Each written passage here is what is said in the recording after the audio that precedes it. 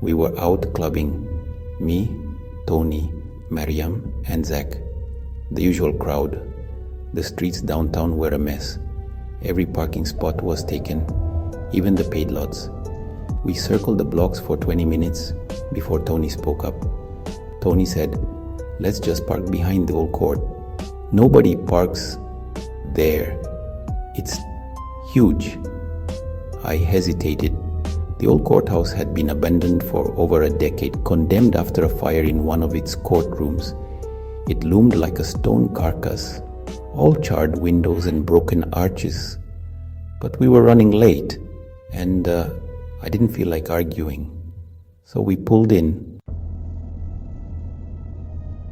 No lights, just the yellow glow of our car headlights sweeping across cracked asphalt and weeds. The courthouse stood at the edge of the lot, tall and quiet, casting long shadows.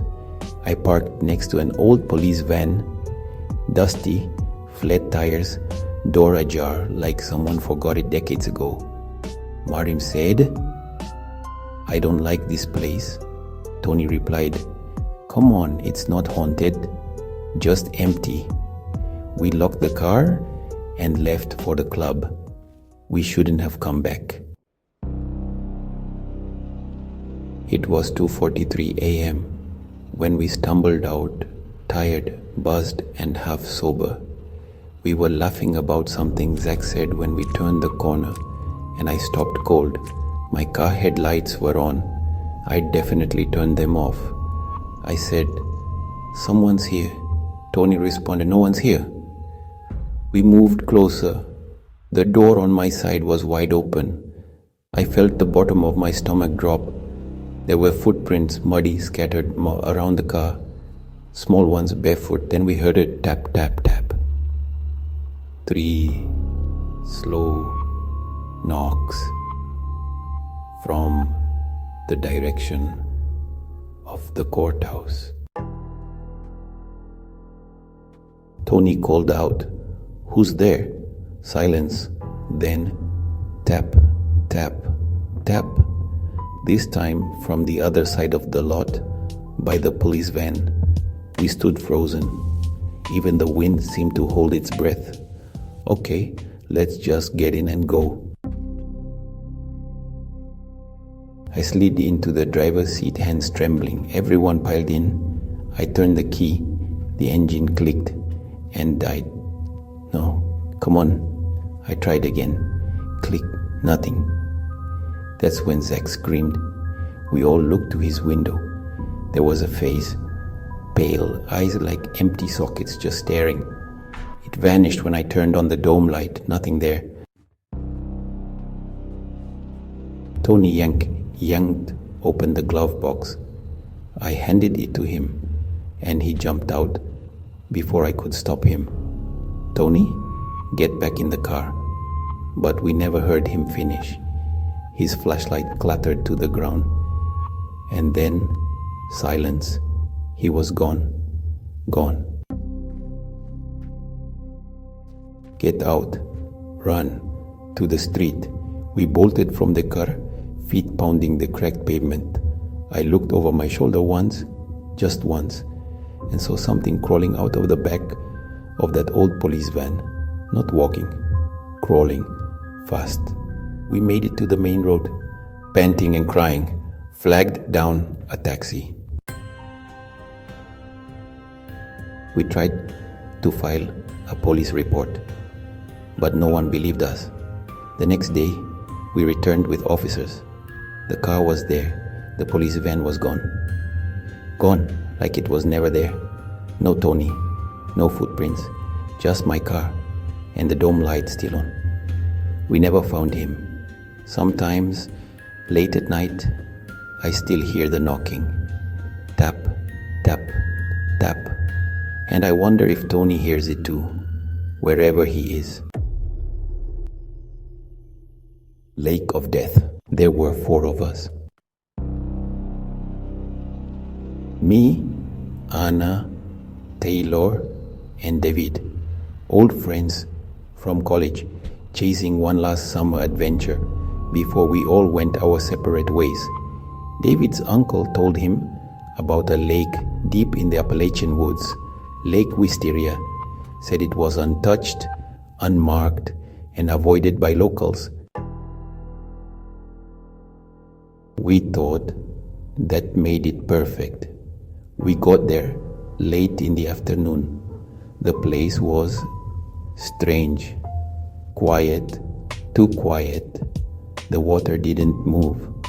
No birds, no bugs, no sounds. Just that heavy, unnatural silence that presses on your ears. We swam anyway, built a fire, opened drinks, laughed. Then Anna froze. She pointed at the water and said, "There's something out there." It stood up. We laughed it off. Taylor said it was a fish with posture. Then the fire flickered like it was being choked, and Anna shrieked. She said something grabbed her. I looked. There was a wet handprint on the back of her neck, but none of us had touched her. The lake was still. We blamed the drinks, tried to laugh it off. The next morning, Taylor was gone. His sleeping bag was empty. No sign of a struggle. No prints in the dirt. Just gone, like the woods swallowed him whole.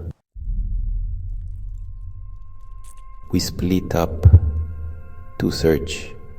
Anna found his phone near the shoreline, screen cracked. The last photo?